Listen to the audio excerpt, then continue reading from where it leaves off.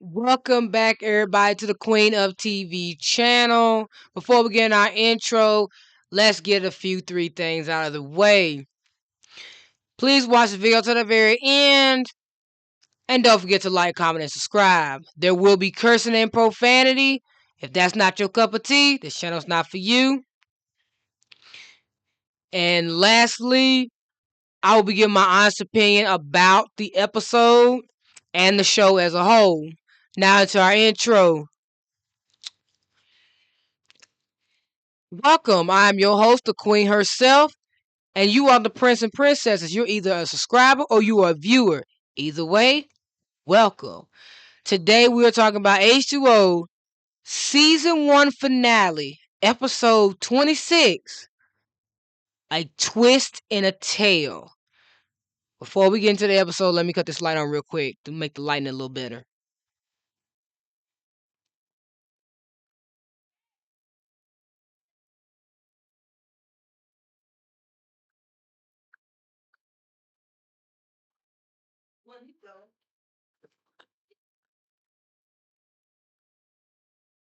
So the episode starts with Emma, Cleo, Ricky, and Lewis sitting at the end of the pier with Miss Chatham. Miss Chatham is talking about Mako Island, how we're still going to be there when everyone is already gone, including this full moon that is set to happen tonight. The girls have forgotten about the full moon and want to know if Miss Chatham knows if this full moon is going to be even more powerful. She's very vague about it, but Lewis tells them to have faith. They're happy to see that Miss Chatham and Lewis are getting close and actually okay with each other. Unbeknownst to everyone, there's someone taking pictures of the girls, even taking pictures of Ricky and Zane when they talk to each other in the next scene. As Zane lets Ricky know that there is now evidence about mermaids and there is pictures of them. Obviously, Ricky tells the girls and Lewis at the Juice Net Cafe. They didn't know there was a camera in front of Mako Island when they went inside the water entrance. And they're worried that they know something but haven't done anything yet. Before they can continue talking about their conversation, Lewis gets a phone call from Dr. Denman, who's asking him to come onto her boat. Lewis wants to go, but the girls tell him it's a bad idea because anything can happen and they don't even know how much they actually know and that it could be dangerous. But he doesn't listen and he goes anyway. Dr. Denham is on the phone with Harrison, who tells him that she sent emails of the photos of Ricky and Zane together and that he should have told Zane the truth.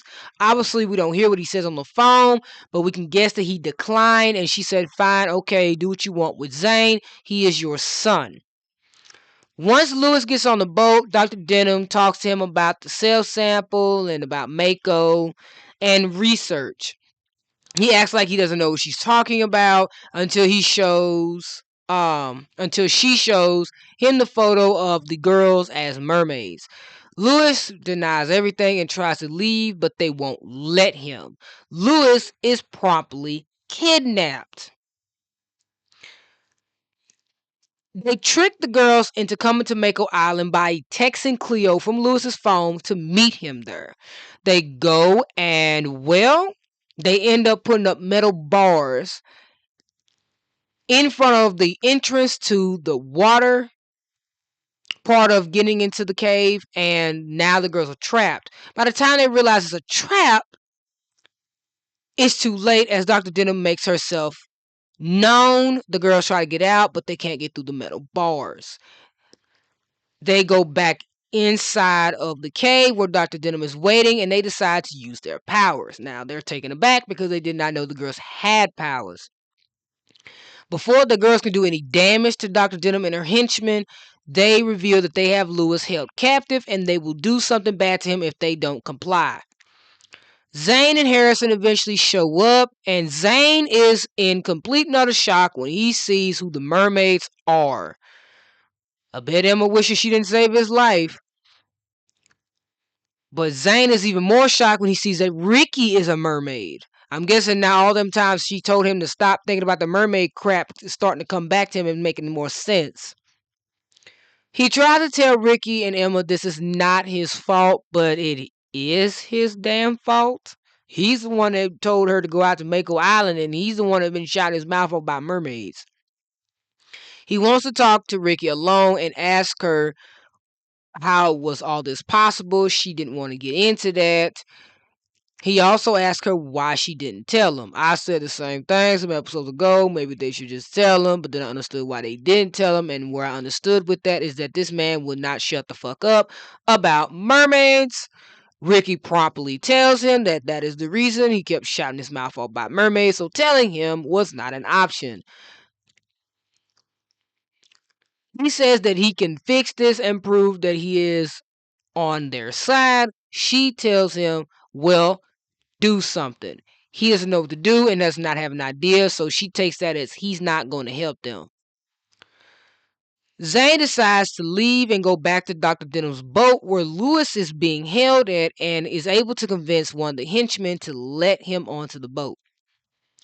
He talks to Lewis. Obviously, Lewis is pissed at him because, of fucking course, this is his fault. He's the one that helped Dr. Denham along with his dad, but Zane is able to convince Lewis to let him help him. They trick the guy to thinking that Lewis got out and tied up Zane, and Lewis knocks him out by hitting the guy with the door. They leave Dr. Denham's boat and prepare to get the girls out of jail, basically. Dr. Denham, henchman, tells her that they are ready, and she says that they're going to do a physical test on the girls, but he asks her what happens if they don't come out the water. She says that they're going to make them. Apparently, Zane's dad decided he got a damn soul after all. He tells her that he does not want nothing bad to happen to them girls, because, of course, you know they're damn parents. Of course you don't want nothing bad to happen to them.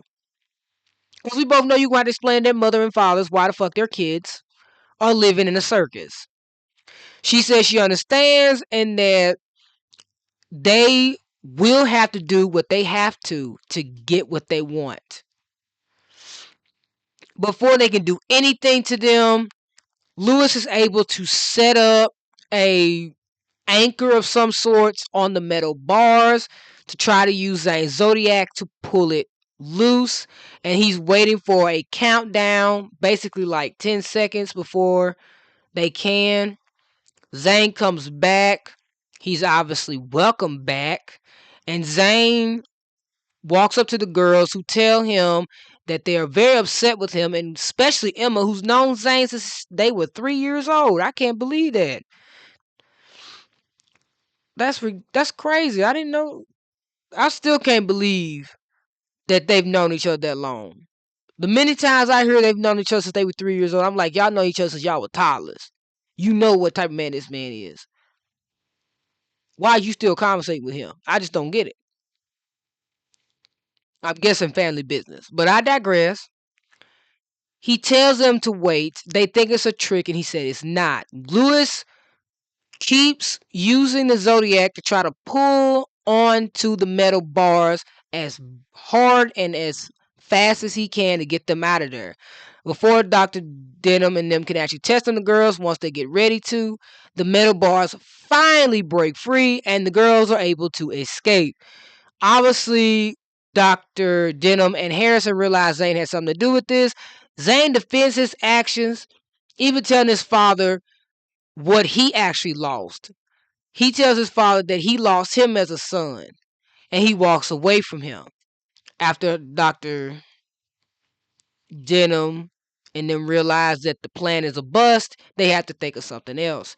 Harrison comes to the realization, I'm guessing, that he's driven the wedge between him and his son and he's lost his kid, so now he's ready to be a better father. He decides to opt out the research, and she tells him that he won't get none of the royalties. He doesn't care about the damn royalties because why the fuck would he? He's rich. So one of the henchmen is ordered to get him off the boat, and they move on from the situation as Dr. Denham waits for the girls to return to Mako. Once they get to Emma's house, they see that Miss Chatham is already waiting for them because she already know it's time for this full moon. This full moon's the only one that can help them. She tells them the truth about the full moon. It is a lunar eclipse, and it's important because it will take away their powers for 12 hours. They have to give their powers up. That's the only way. There's no other way to stop Dr. Denham. She wants them because they're mermaids. If they're no longer mermaids, they don't have any use to her. Obviously, they sad about this, and I was too when I first watched this when I was a kid. I was like, "You can't be fucking kidding me! They gave up their powers. There was no other way. Like they couldn't just swim away all the way to fucking Fiji and go on a run like fugitives." So this is all we get. Fine, fuck it. So the girls go back to Mako Island where they get ready to give up their powers. They all mention what they're gonna miss the most about being mermaids. Cleo says that she's gonna miss making water do anything she wants. Emma says she's gonna miss surfing without a surfboard. I didn't even see them do this shit. I would have loved to. Ricky says she's gonna miss everything. Their powers, them being mermaids, them being able to breathe underwater without choking and drowning to death. Before they can even get into the water, as they're waiting for the full moon, Dr. Denham interrupts this sweet moment and shows up with her and two other henchmen, ready to try to take the girls again. They get out the water, letting them know to stay right there and that they don't want to have to hurt them. Well, fuck that. The girls want to hurt them.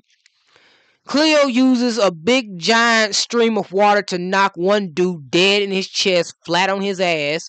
Ricky damn near freezes somebody to death on purpose this time, knocking him down.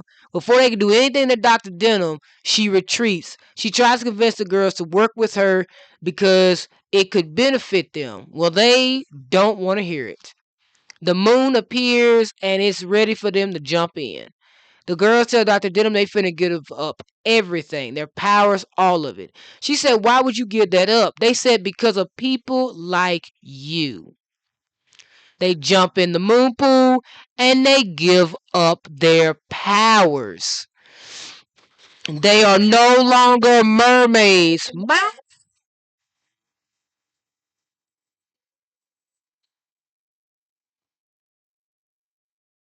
They talking about a case that happened. If you know, you know. You've seen Facebook, you know. Back to what I was saying. The girls gave up their powers. And as a result, they were human again, and Emma let Dr. Denham know.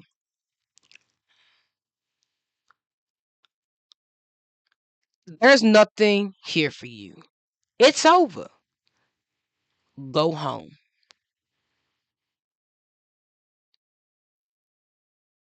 And the episode doesn't end, however. Ricky and Zane end up breaking up because it's not going to work after everything they've been through.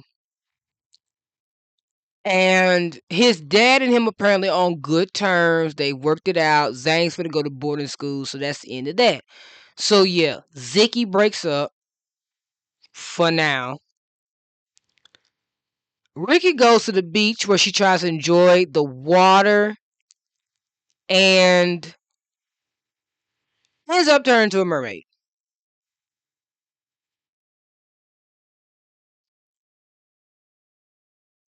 Yep. Cleo ends up turning into a mermaid when she tries to take a bath in the bathtub.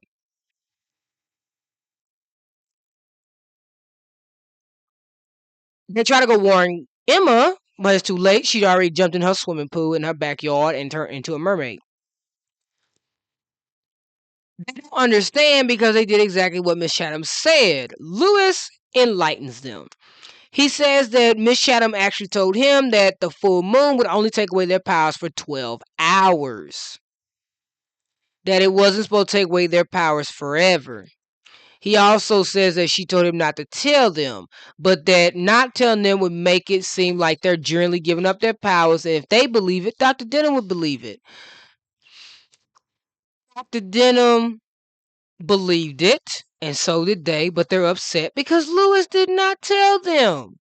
So Cleo uses her powers to make the water force Lewis up in midair. The girls tell Cleo to leave Lewis up there, even though he is protesting them not to.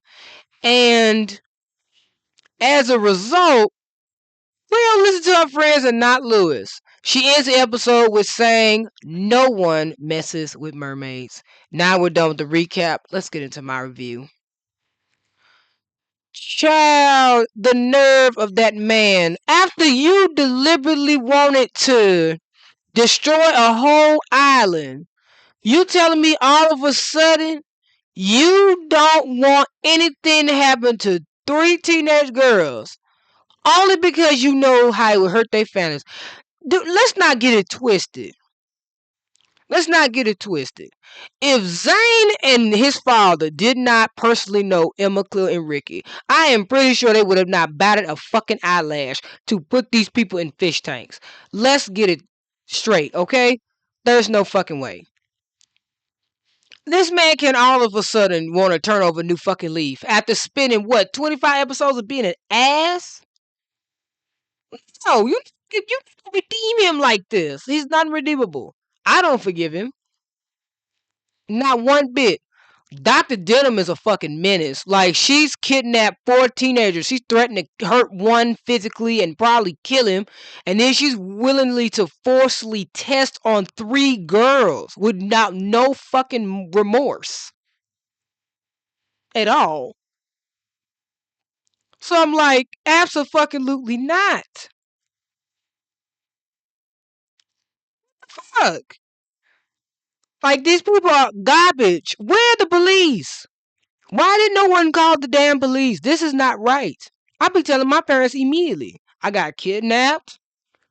What they gonna fucking say? Oh, don't worry. They were mermaids. Prove it. I'm soaking fucking wet. Prove it. Prove it.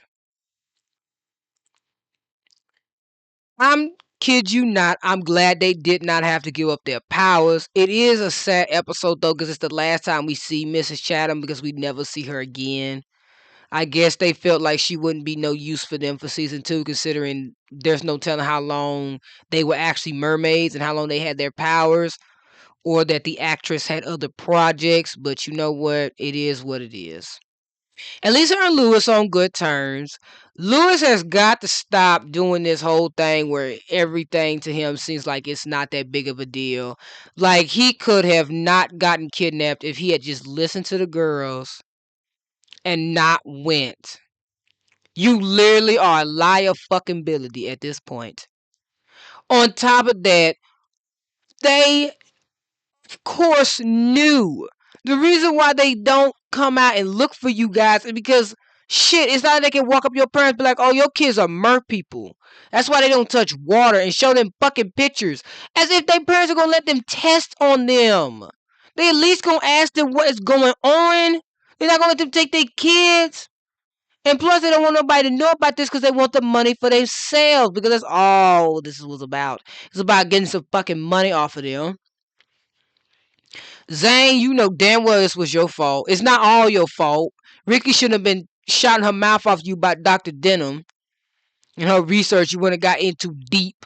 On top of that, it's your dad's fault too. And Lewis has some partial blame. Though it was accidental, he has some blame. But it's over. Okay, Dr. Denham is gone. Harrison and Zane have gotten to a point where they are in a process of building a happy relationship. I still don't understand why Zane's mom even fucking left. She might be dead. That's the only way I can actually give her a pass. If she's dead. If she's not dead, you are a terrible mother. What the hell did you have him for? Why'd you leave with this man? You left. You knew he was garbage. Why'd you leave your kid there? The girls feeling lied to by Lewis had to get they get back. Like, he could have told them that, hey guys, you gotta pretend like you giving your powers up forever, but in reality, you know, you're not. And it really could have been told Zane, yeah, I'm still a mermaid. It only lasts for 12 hours, but you can't tell nobody. Of course, he would have kept the secret. They would have broke up, but you know, for a time, and then he'd be back, and they'll probably get back together. I'm saying that as if I don't know. I know they got back together. So,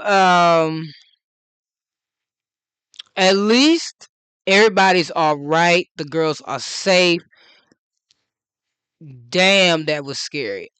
I just feel like in the fandom, I don't see why nobody count this episode as a traumatic event. Because at this point, I do not blame the girls for being so paranoid in the next season when all the new stuff starts happening. But I can also see why Lewis decided to backtrack to his old self and forget everything he learned. But I just feel like a lot of things that happened in season one came back to haunt them in season two before they could like officially heal by the time season three happened. But let's just hope that